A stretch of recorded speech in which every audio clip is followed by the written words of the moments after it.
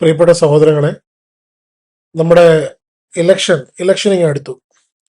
ഇപ്പോൾ നിങ്ങൾക്കറിയാം, ഈ രണ്ട് പാർട്ടികളും, അതായത് കമ്മ്യൂണിസ്റ്റും കോൺഗ്രസും കൂടെ നമ്മുടെ നാടിനെ, നമ്മുടെ കേരളത്തിനെ തേച്ച് മുടിച്ച് ഭരിച്ച് അവരുടെ പോക്കറ്റ് നിറച്ച് അവർക്ക് ആ സദസ്സ് നടത്താനും ഈ സദസ്സ് നടത്താനും അവിടെ പോയി ബക്കറ്റ് പിരിവ് നടത്താനും അല്ലെങ്കിൽ UK പോയി പൈസ പിരിക്കാനും അല്ലെങ്കിൽ ഒരു ഒരു ഒരു ഒരു രാഷ്ട്രീയ പ്രവർത്തകൻ മരിക്കുമ്പോൾ, ഒരു സാധാരണ ഒരാൾ മരിക്കുമ്പോൾ അതിന് ബക്കറ്റ് പിരിവ് നടത്തി അതിൽ നിന്ന് പൈസ അടിച്ചു മാറ്റാനും ഒക്കെ ഇവർക്ക് അറിയൂ.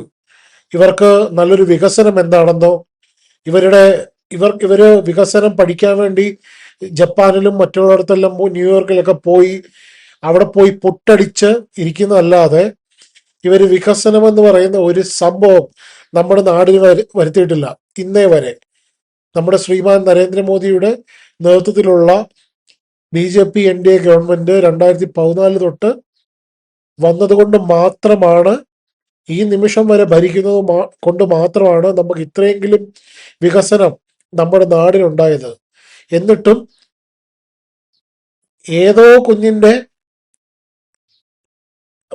പിതൃത്വം തേടി പോവുകയാണ് ഇവിടുത്തെ രാഷ്ട്രീയ പ്രവർത്തകർ ചെയ്യുന്നത്. അവർ പറയുന്നു ഈ റോഡ് ഞങ്ങൾ കൊണ്ടുവന്നാണ്, ഈ മറ്റേ ഇത് ഞങ്ങൾ കൊണ്ടുവന്നാണ് എന്നൊക്കെയാണ് പറയുന്നത്. അപ്പോ ഇങ്ങനെയുള്ള അഴിമതി നിറഞ്ഞ ആളുകളെ പടിയടച്ച് പിണ്ടം വെക്കാനുള്ള ഒരു സമയമാണ് നമുക്ക് വന്നിരിക്കുന്നത്. ദയവ് ചെയ്ത് നിങ്ങൾ BJP അല്ലെങ്കിൽ NDA ഗവൺമെന്റിന് സപ്പോർട്ട് നൽകി അവരുടെ കാൻഡിഡേറ്റിനെ, ഇപ്പോ എല്ലായിടത്തും റൈറ്റ് കാൻഡിഡേറ്റ് ആണെന്ന് ഞാൻ പറയുന്നില്ല. ഞാൻ ഇപ്പൊ ഒരുപാട് സിനിമക്കാർ ഈ 2020 ആക്ച്വലി കൊണ്ടുവന്നത് കണ്ടു.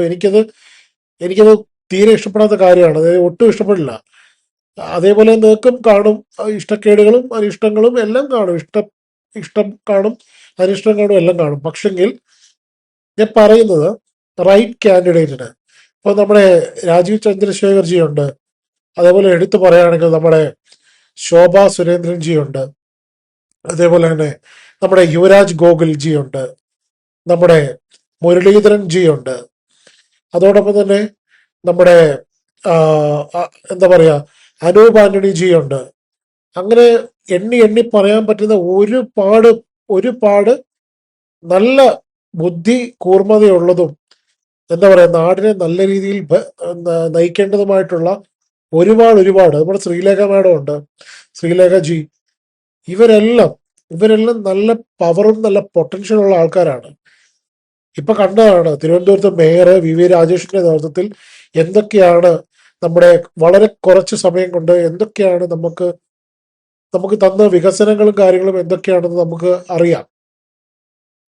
അപ്പോൾ അതേപോലെ തന്നെ നല്ല രീതിയിലുള്ള ഭരണം കാഴ്ചവെക്കണമെങ്കിൽ നിങ്ങൾ ദയവായി BJP ഗവൺമെന്റ് അല്ലെങ്കിൽ NDA ഗവൺമെന്റിന് വോട്ട് നൽകി നല്ല ഭൂരിപക്ഷത്തിൽ, ഇപ്പോ നമ്മുടെ കേരളത്തിന്റെ ഭരണം ഈ ഒരു വട്ടം പിടിക്കാമെന്നൊന്നും ഞാൻ വിചാരിക്കുന്നില്ല. അങ്ങനെയൊന്നും ഞാൻ വിചാരിക്കുന്നില്ല.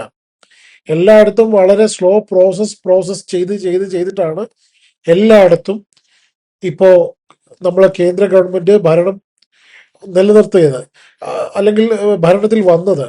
അതേപോലെ തന്നെ ഇപ്പൊ ഈ ഒരു സമയത്ത് അല്ലെങ്കിൽ പോലും ഇപ്പൊ ഒരു 5-10 സീറ്റുകൾ, ഈ 140 സീറ്റിൽ 5-10 പിടിക്കുവാണെങ്കിൽ ബാക്കിയുള്ളതും കാലക്രമേണ ഒരു 10 വർഷം കൊണ്ട് ഭരിക്കാം. അപ്പോൾ ദയവ് ചെയ്ത് ഒരിക്കൽ പോലും, അല്ലെങ്കിൽ ഇയാൾക്ക് വോട്ട് ചെയ്ത് കഴിഞ്ഞാൽ ഇയാൾ ജയിക്കില്ലല്ലോ, അതുകൊണ്ട് ഞാൻ മറ്റേയാൾക്ക് കൊടുക്കാം എന്നുള്ളൊരു ചിന്ത ഒരിക്കലും വെച്ചു പുലർത്തരുത്. ദയവായി നിങ്ങൾ BJP അല്ലെങ്കിൽ NDA ഗവൺമെന്റിന് നിൽക്കുന്ന എല്ലാം തികഞ്ഞ നല്ല കാൻഡിഡേറ്റ്സിന് വോട്ട് നൽകി നിങ്ങൾ നിങ്ങളുടെ അവസരം വിനിയോഗിക്കൂ. ഉറപ്പായിട്ടും അവർ നല്ല ഭരണം കാഴ്ചവെക്കും. അതോടൊപ്പം തന്നെ നമ്മുടെ നാടിന്റെ വികസനം നിങ്ങൾ കാണുകയും ചെയ്യും. നമുക്ക് ഇപ്പോൾ സ്ലോഗൻ അത് പറയുന്ന പോലെ മാറാത്തത് മാറും, മാറ്റേണ്ടവരെ മാറ്റുക തന്നെ ചെയ്യും. അതുകൊണ്ട് ഈ രണ്ട് പാർട്ടിക്കാരെ മാറ്റിയിട്ട് നിങ്ങൾ NDAക്ക് അല്ലെങ്കിൽ BJP ആ സഖ്യത്തിന് വോട്ട് കൊടുത്ത് നിങ്ങൾ വിജയിപ്പിക്കുമെന്ന് പ്രതീക്ഷിക്കുന്നു. നന്ദി, നമസ്തേ.